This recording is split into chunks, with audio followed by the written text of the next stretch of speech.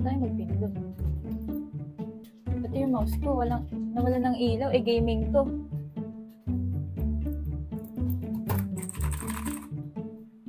Teka nga, punta nga ako sa Go Gadgets PH.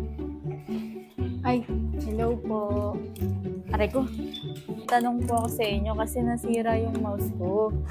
Gaming po ito Tapos hindi na siya nailaw, hindi na rin mapindot.